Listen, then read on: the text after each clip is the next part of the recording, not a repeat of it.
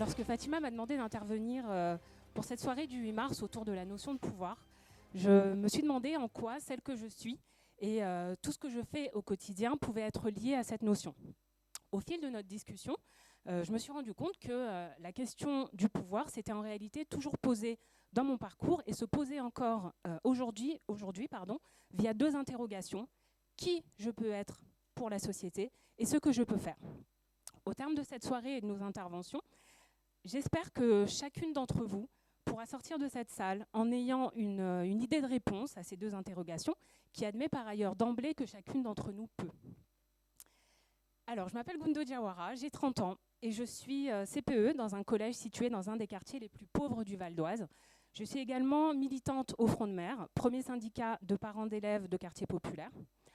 Je suis soninké, originaire du Mali, 6e enfant et première fille d'une fratrie de 8, et j'ai grandi à Pierrefitte-sur-Seine. Avec 5 frères aînés, la question de ma place en tant que fille, et par extension celle de la femme et de ses droits, s'est assez vite posée pour moi en ces termes. Quelle voix puis-je avoir et pour dire quoi ? Je crois pouvoir dire que mon féminisme est né quelque part entre cette simple question et les 2-3 épreuves que la vie a su m'infliger, comme à nous toutes, en tant que femmes. Je fais partie de la génération qui date son éveil politique de 2005, entre autres après l'incendie du boulevard Vincent Auriol et la mort de Bouna Ezzied. Comme il m'est souvent arrivé de dire, 2005, je considère que 2005 m'a fait devenir adulte, banlieusarde, noire et française. Avec tout ce que ces appellations impliquent comme aberration, découverte, fierté, honte, combat et colère. Je suis engagée de manière plus concrète depuis un peu moins de 10 ans maintenant dans des mobilisations inhérentes au quartier populaire. Avant d'être CPE, j'ai exercé le métier d'assistante de production dans l'audiovisuel. J'ai principalement travaillé sur des clips, de la publicité, pour finir sur un long métrage. Et du point de vue du coup de la surface sociale, faire ce métier était assez valorisant, surtout pour une petite banlieusarde. Sauf que j'ai assez vite réalisé que je pouvais, voire que je devais faire plus intéressant, plus utile, plus concret, plus au cœur de la bataille qui se jouait chez les miens. J'ai donc tout abandonné pour reprendre des études, puis passer mon concours afin de devenir CPE. L'éducation constituant pour moi un champ de bataille sans commune mesure avec ce que j'ai pu faire auparavant. Je suis donc CPE depuis bientôt 6 ans, dont 5 dans cet établissement scolaire de Garges. Je revendique ce travail comme un engagement populaire par essence qui me permet de lier mes convictions à une pratique professionnelle quotidienne qui me fait me sentir au cœur de la lutte essentielle que constitue la réussite scolaire des jeunes de quartiers populaires et le fait d'œuvrer pour une école plus juste et égalitaire. Et je ne m'y trompe pas. Au fil des années, je mesure qu'être une femme noire, musulmane, banlieusarde, cadre d'un établissement scolaire public est loin d'être insignifiant dans la société française actuelle, avec les avantages, inconvénients, mais surtout les responsabilités que cela implique. Au quotidien, il faut savoir que la bataille est bien plus rude que ce que j'imaginais en entrant dans le métier. J'accueille et travaille auprès d'enfants qui vivent dans un quartier ségrégé à l'extrême. On a autour de 92% de logements sociaux dans ce quartier, près de 70% d'ouvriers inactifs de cette catégorie socio-professionnelle, avec toutes les conséquences donc que l'on connaît sur leurs conditions de vie, sur la qualité des services publics qu'ils trouvent et les moyens qui leur sont consacrés pour grandir et vivre décemment. Des enfants pour qui la devise républicaine constitue au mieux une poésie institutionnelle. Quand on travaille auprès de cette population, on n'est jamais que personnel d'enseignement ou d'éducation. La part la plus grande de mon métier se caractérise en réalité par le social. Parce que là, lorsque j'accueille des familles et des élèves qui vont d'hôtels sociaux en hôtels sociaux, je ne peux pas seulement être CPE. Lorsque je dois composer avec des gamins qui ne mangent pas tous à leur faim, des jeunes filles pour qui les protections hygiéniques sont trop chères, je ne suis pas que CPE.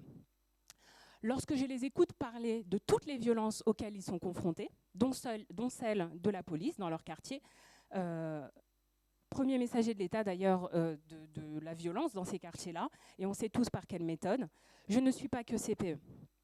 Au fond, mon métier consiste à neutraliser au maximum toutes les bonnes raisons, et elles sont nombreuses, que ces enfants ont d'avoir d'autres priorités que l'école, qui se trouvent en fait être en concurrence avec leurs besoins les plus élémentaires pour certains. Et pourtant, il n'y a pas un matin où je n'arrive pas dans mon établissement sans l'envie d'y être, pas un seul. Au cœur de la lutte, certes, mais surtout auprès d'enfants qui me prouvent chaque jour combien ils et elles méritent notre attention, notre empathie, notre force, mais aussi notre exigence et notre amour. Je n'ai pas peur de le dire, mon amour pour ces enfants, aussi relou puisse-t-il être, cimente mon travail. Je crois que le pouvoir est ici, dans tout ce qu'on peut faire pour lutter pour la dignité et la réussite de ces enfants-là. Tout ce qu'on peut faire pour dire qu'on ne se résignera pas. Dans toutes celles que je peux être également pour les faire se sentir légitimes, importants, grands, malgré la misère qui les entoure. Ça peut passer par le simple fait de parler soninké avec des parents d'élèves, étant donné que c'est ma langue maternelle, ou d'autoriser des enfants à parler leur langue pour traduire ce qu'on se dit lors d'entretiens à leurs parents. Là où l'institution s'est longtemps illustrée dans l'imposture qui consistait à dissuader les familles de parler leur langue d'origine, disant que les langues d'origine, parler la langue d'origine, était responsable de l'échec scolaire des enfants. Faire cela, c'est leur dire, c'est dire à ces familles-là ce que vous êtes à sa place ici. Ça peut aussi passer par le fait d'offrir un espace de discussion libre à travers le club d'éducation à l'égalité filles-garçons que j'ai monté avec des collègues et dans lequel aucun sujet n'est tabou. Ça passe aussi par le fait, par exemple, de mettre un point d'honneur à recevoir chaque parent qui se déplace, même sans rendez-vous, pour qu'ils sentent que notre travail consiste à faire avec eux, toujours.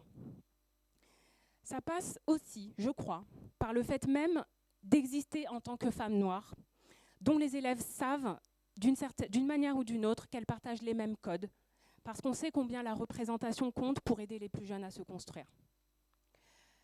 C'est cette manière de concevoir mon travail qui m'a très logiquement amenée à m'engager auprès du Front de Mer, dont la démarche est inédite, car il s'agit, je le rappelle, d'une organisation syndicale qui vise la lutte pour la défense des intérêts des enfants des quartiers populaires. Il s'agit en outre de dire à ces parents d'élèves, en tant que CPE, osez vous mêler de ceux qui vous regardent. Des contenus d'enseignement aux couleurs des murs, ce sont vos enfants, vous êtes concernés.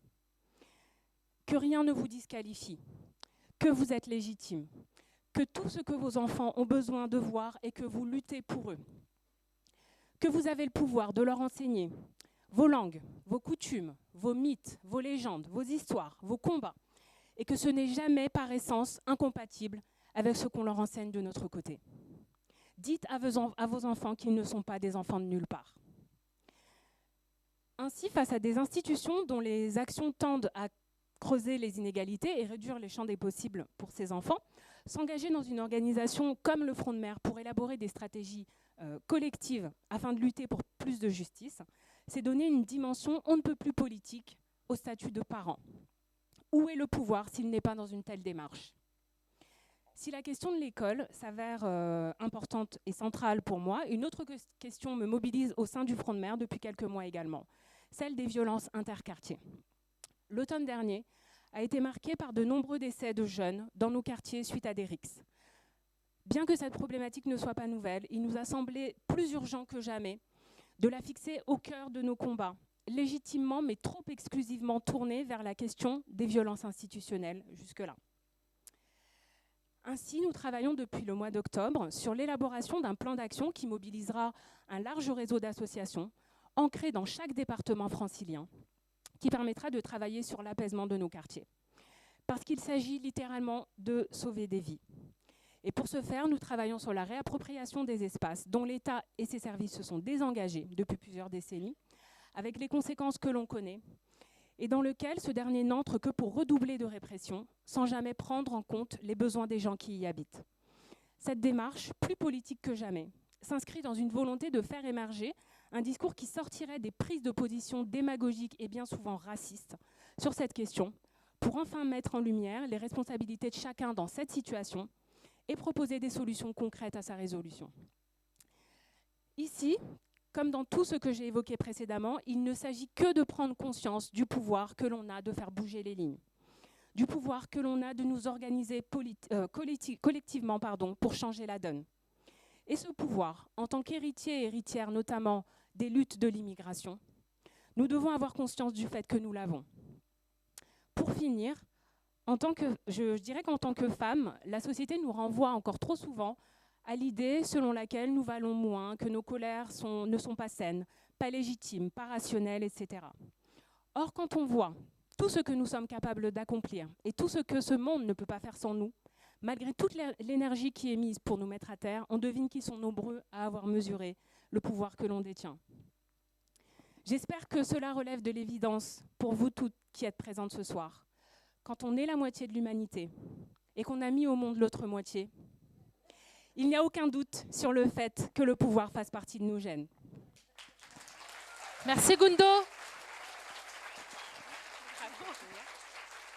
Très bien.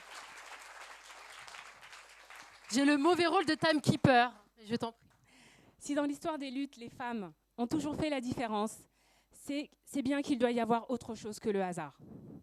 Donc au début de mon intervention, je disais que j'aimerais que chaque personne se demande qui je peux être et qu'est-ce que je peux faire. J'espère que les discours de ce soir vous aideront à réaliser que le début du pouvoir se trouve dans chacune de vos réponses. Merci beaucoup. Merci Gundo.